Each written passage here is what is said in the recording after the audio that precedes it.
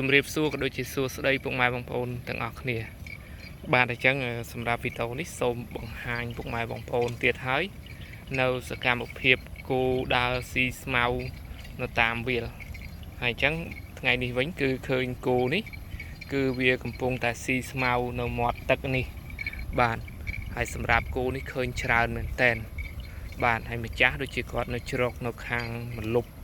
ឈើនោះបាទហើយសម្រាប់មួយវងនេះខុសពីមួយវងមុនឃើញមួយវងនេះឃើញគោរៀងធាត់ច្រើនហើយគោផែនល្អមែនតែនសម្រាប់គោនេះដូចជាអត់សូវមានគោបាយគោអីទេច្រើនតែផែនគោទលេគឺច្រើនមែនតែន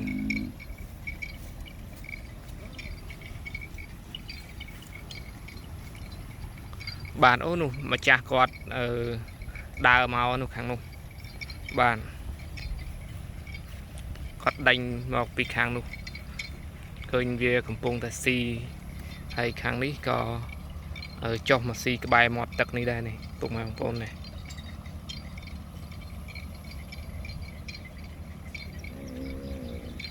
ហើយសម្រាប់គោនេះគឺច្រើនមែនតើនេះហើយជាចូល70ក្បាល60ក្បាលនេះមើលទៅគោនេះ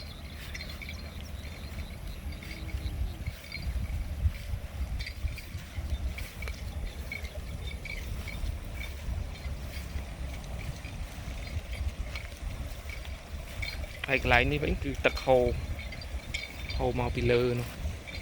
បាទហើយយើងក៏លេចទៅមើលខាងនេះថតចេះទៅគឺស្អាតមែនតើសម្រាប់គោនេះហើយអញ្ចឹងសម្រាប់គោនេះគឺស្ថិតនៅខេត្តត្បូងឃ្មុំនេះគឺចិត្តទីរួមខេត្តហ្នឹងគឺព្រឹកឡើងគឺម្ចាស់គឺគាត់ដេញគោមកឲ្យស៊ីស្មៅតាមវាលហ្នឹងបាទហើយនេះគឺវាចុះផឹកទឹកហូរមកពីលើចូលបឹងនេះ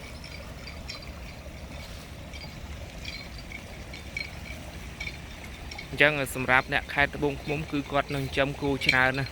មិនមែនថាចិញ្ចឹមតែកន្លែងពពូហុតលៀងឬអីទេបាទគឺនៅចិត្តខេត្តនេះគឺច្រើនមែនតែនហើយចំពោះការចិញ្ចឹមគោនៅចិត្តខេត្តនេះក៏មិនចិញ្ចឹមគោបាយគោអីច្រើនទេភាគច្រើនគោកាត់គោអីដែរបាទចិញ្ចឹមទាំងវងតែម្ដងហើយខាងនោះដូចជាមានបាមួយបាទខាងលើនោះ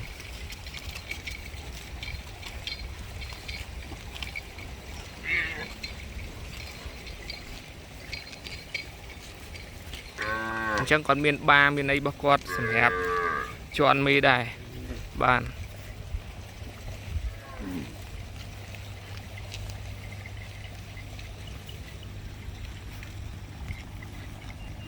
ហើយខាងនេះវិញគឺកូននេះកូននេះល្អមែនតើ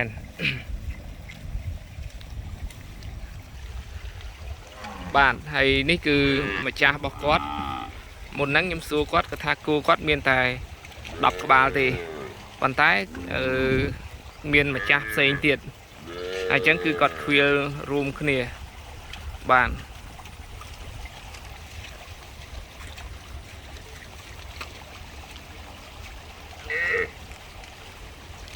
ហើយចំពោះគោរបស់គាត់គឺនោះចូលទៅខាងនោះទៀតនោះបាទចូលទៅក្រោមដើមពិលទឹកប្រាំងខាងនោះ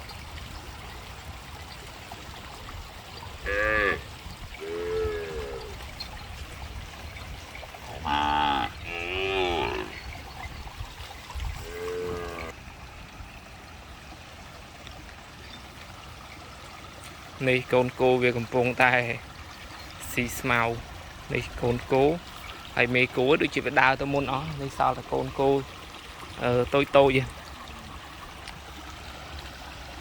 ហើយបើមេគោនេះវិញប្រហែលជាទើបតែកើតកូននេះឃើញដោះវាឡើង